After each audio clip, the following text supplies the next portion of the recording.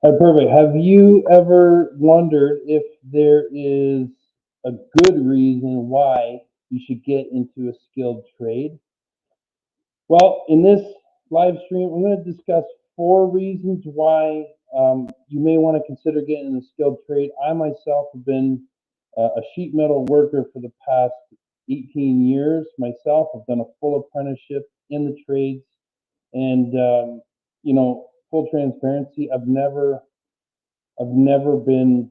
I've had a little bit of downtime, but that was when I was with the union. Well, that's a story for another day. But yeah, today's live stream, I'm just going to go over a few reasons why you should get into the trade.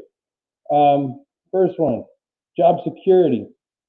So the way it is right now in any industry, there is so much work out there. It's unbelievable. So if you're ever worried about not having enough work, that's not something you're ever going to have to worry about. You get in with a good company, again, who pays well. Maybe they have a benefit package or whatever. A company that treats their employees well. Um, High demand for us workers right now is one of the main points because there is just so much required out there, and the level of quality just goes up and up and up.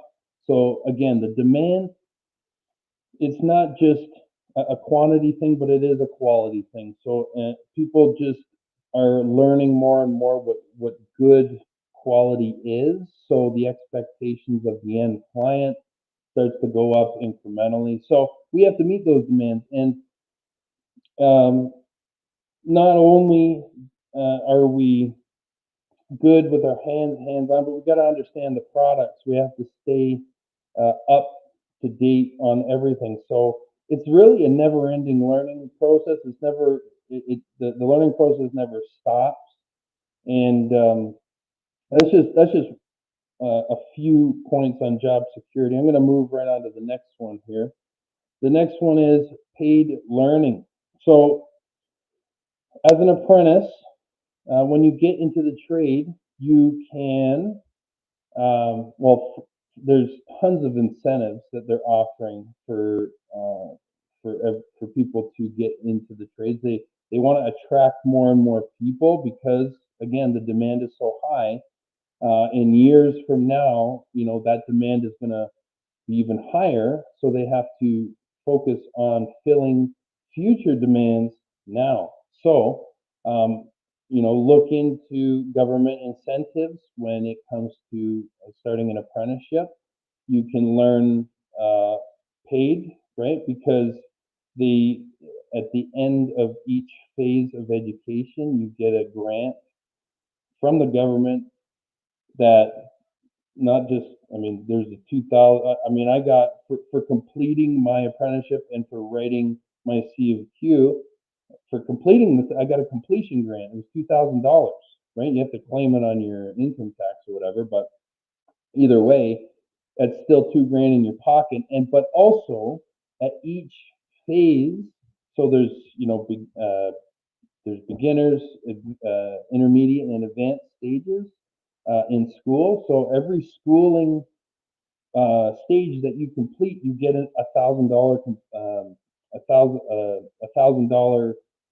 uh, incentive to keep completing. So they're helping us, and then the whole time. So I took a part-time school college course for sheet metal. I took it part-time, so I would work during the week, and on Fridays, I don't know, maybe they don't offer part-time anymore, but look into it, check if they do. But yeah, I would work during the week. I would take the Friday off. I would go to school Friday, and I would go to school Saturdays. To me, I was making full wages, and I was getting grants. They're really trying to take the red tape out of or people's inhibitions. Right? Sometimes finances are hard, or a good reason not to do something. So they're trying to eliminate that barrier to entry as well. All right, moving Number 3, good earning potential. So as you progress, as you start in your career and you start working at it and skilling up and showing the company you work for how much you care about what you do, and then also skilling up also allows you to make more. There's more earning potential there. So for me, for example, when I started, I think this was 18 years ago when I started, I was earning $10 an hour. That would not be today's standards. I think you're easily starting at $20 an hour plus right now at an entry level position, especially in the metal roofing trade, sheet metal electrician, all of those kinds of trades. But the opportunities to scale up are there. So when you're getting into the trade, you can expect opportunities for advancement, opportunities to scale up, and opportunities to increase wage, right? So there's that incentive as well to remain in the trade because of the long-term opportunities, maybe short-term opportunities, but definitely long-term opportunities to help help solidify the decision you made to get into the skilled trades in the first place, right? So good earning potential as I progressed in my career. I eventually became confident enough to get into business, start my own thing, go and work for myself. I put stress on confident enough in my ability to know that I could definitely take on the majority, if not any challenge that kind of came my way when it came to people wanting certain projects done. So again, you can get, I got to a certain level in my career where I was 100% confident, okay, 90% confident that I could start a business.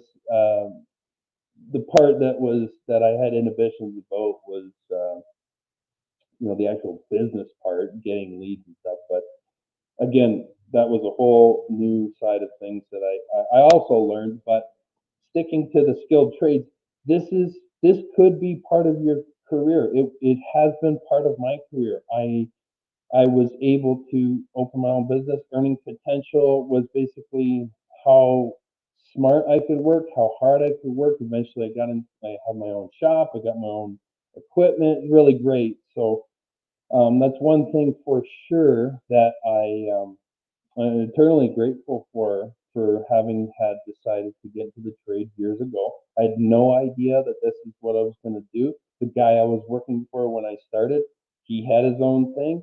So that was an inspiration for when I decided to get my own thing. And that's another thing. So as I progress through, good earning potential, but also good network potential. Like everyone I come in contact with, I've stayed in contact with, the ones that really added value to my career, and vice versa. We were adding value to each other's career. Okay, and last but not least, it's typo, hands-on work. I'm leaving it because that's hilarious. Yeah, hands-on work. So I am a hands-on guy. I have been ever since I started, or my dad around watching him do, little repairs around the house, or when he renovated the basement. I was always there. I was always watching him, see what the heck he was doing with his hands. He's also a tradesman too. My dad is also a tradesman too. He's been a plumber for 30 plus years. He's retired now, but again, always working with his hands. It's the same with me. Always working with my hands, creating things with my hands. It's just, I guess, in my nature to do that. So the trades being hands-on was kind of like a natural kind of progression to me. I had some other jobs before I got into the trades. Um, you know, I was a shoe salesman for a while. I was good at it. I applied myself. I was good at it. I sold some shoes, um, but it just didn't seem long term for me. So once I actually, um, I decided to apply for a job as a laborer. I just applying for that job in the back of my head. It was very much okay. This is the full time gig.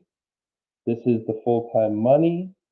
There was a different level of commitment in my mind when it came to getting into the trades. It was a big deal to me, right? So yeah, the hands-on work. Not so that part I am hands-on, but also too when it's like the meme that you see online all the time. It's like you know it's embarrassing to ride with my dad in the car because all he ever does is point at all the roofs he's installed. Hey, see that building over there? I did that one. See that building over? I do that now. I do that now. But because I have that, that's something I did.